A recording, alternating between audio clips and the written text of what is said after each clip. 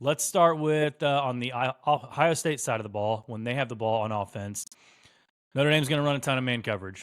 Yep. That's just who they are. That's what Al Golden does. I don't think you can go into this game. I don't think you can just change who you are for one game. They may sprinkle in some zone here and there, but they're going to put probably a safety over the top, whether it's Xavier Watts or a Don Schuler. They're going to put a safety over the top of Jeremiah Smith, and they're going to trust that their other guys, Leonard Moore and Christian Gray, can at least contain Emeka Egbuka and Carnell Tate.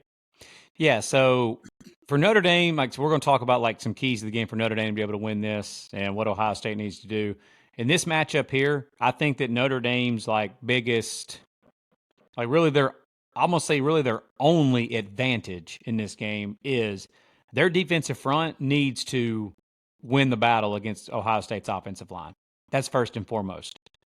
Texas did that against Ohio State, and obviously Ohio State scored 28 points, but their defense scored one of those touchdowns.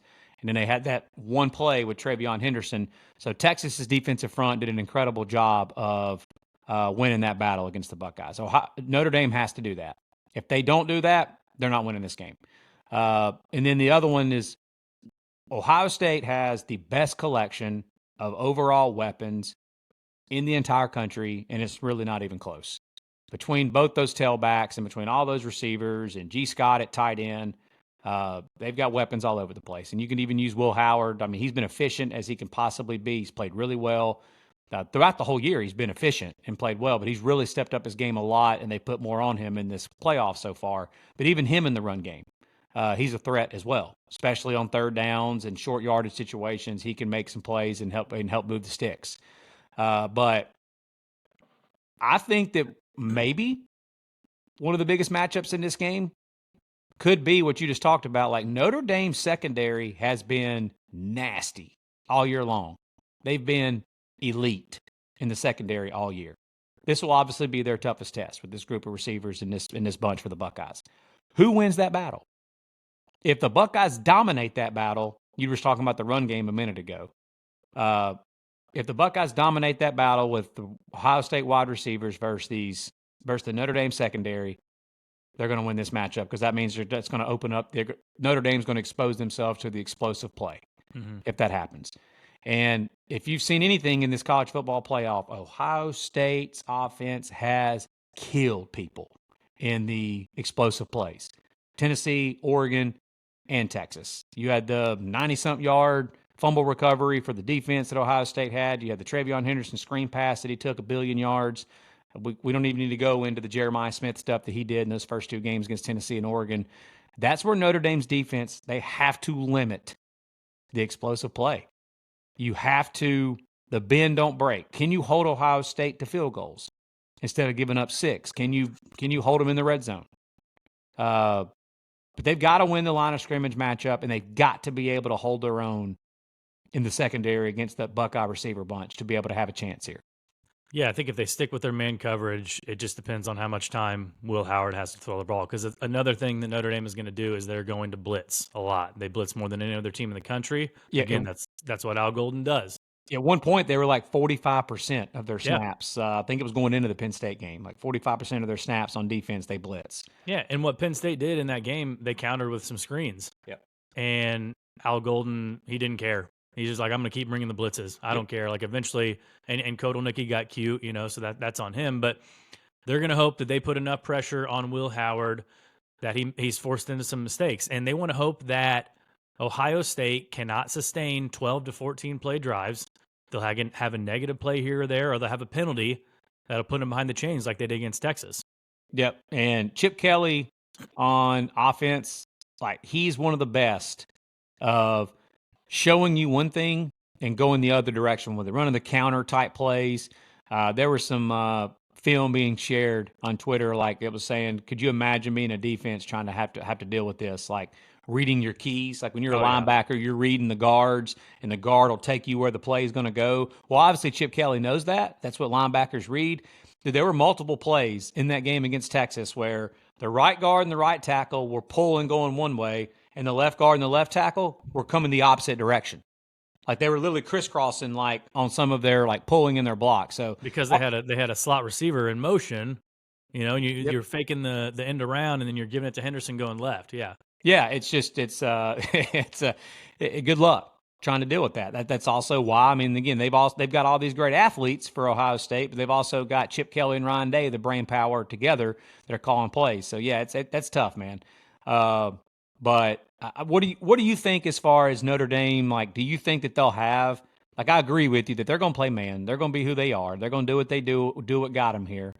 But it's like Mariano Rivera that had that nasty cutter in baseball. It's all he threw. That's the only pitch he threw. But at some point, you do have to have something that you bring out. So like Notre Dame, they're the closer that's throwing 102 mile an hour, but eventually you got to throw a little bit of a curveball.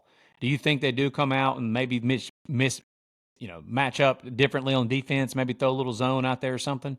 Yeah, I mean, I think they've got to surprise them. They've got to show them a look that hasn't been on film all season long.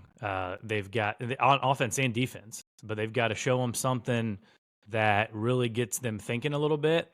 And again, when you bring the pressure too, and he's already thinking about, well, I haven't seen this look. I mean, he knows what it is as a seasoned quarterback, but they haven't ran this before. What are they going to do when the ball is snapped?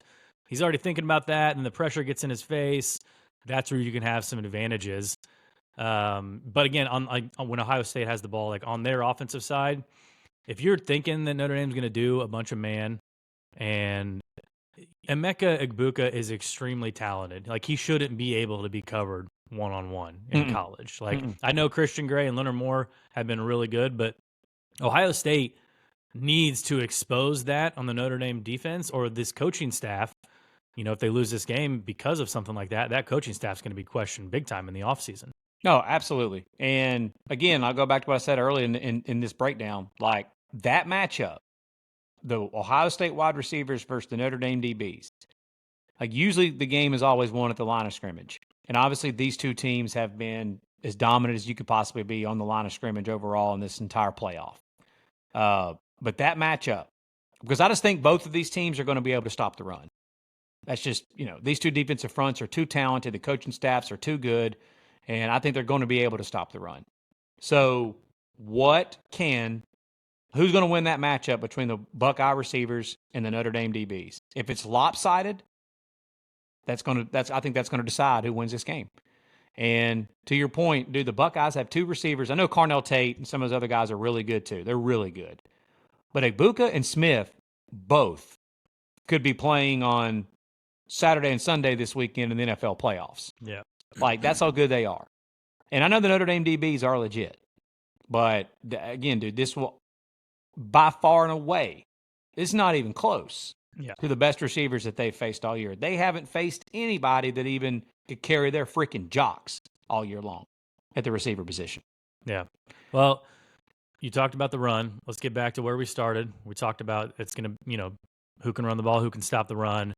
Ohio State offensive line, you talked about it. It's probably the weakest part of their entire team right now, but it's still very solid. Yeah. Still a really good offensive line. Yep.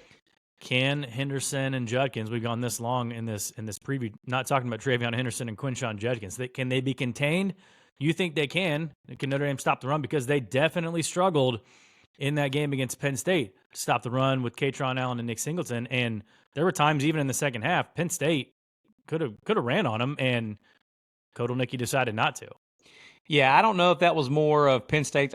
To me, it was more Penn State's offensive line was just whipping Notre Dame's defensive front's ass in that first half. And Allen and Singleton obviously they're extremely talented and one of the best duos, one of the two or three best duos in all of college football at the running back position. So they had a lot to do with it as well. But again, like Texas, I know they've got dudes up front, but they pretty much shut down that Ohio State run game overall. Judkins is more of that power, obviously, type back as opposed to Henderson's got some juice too in the power run game. But Notre Dame just has to limit the explosive runs. Because the problem with the Buckeyes is with both of these cats, especially Henderson, they may get 2 yards, 2 yards, 3 yards, 2 yards, and you're just like, the announcers are sitting there talking about, wow, Notre Dame's shutting down the run. And then the next thing you know, Henderson goes around the edge or off tackle for 45. And all of the stuff that you've done in the run game is thrown out the window because he's hitting explosive plays in the run game. That's what happened last year when these two teams played. They Yep. contained the run pretty well, and Henderson busted a 50-yard run or so. Yep, exactly. And you brought up a good point. I mean, these two teams played, like, what was that, 15 months ago? Yeah. Yeah. So, I mean, I know that there's a lot of different players on the Buckeye bunch for sure, and Notre Dame too. Well, there's really not. I mean, all these defensive players from Ohio State came back, and they lost Marvin Harrison Jr., but they got Jeremiah Smith. I mean, other than Kyle McCord and Will Howard, it's roughly the same team. It is, but, I mean, Jeremiah Smith. And they added Caleb Downs. Let's not forget Caleb Downs. Caleb Downs and Jeremiah Smith are, I mean, that's arguably two of the best players that are going to be on the field in this matchup. But, yeah, I mean, they've got to Notre Dame has to limit the explosive play in general. Like, they've got to do what Texas did to Ohio State. Make them go the length of the field, make them be patient, make them try to earn it all the way down the field, and then hold up in the red zone when they get in the red zone. They can't give up the freaking explosive play. Think about it. Texas did a masterful job of slowing down Ohio State. And I know Ohio State fans have already been telling us this on our little early look. Yes, I'm fully aware that Ohio State had a lot of back-breaking, drive-killing penalties in that game. But that's the point.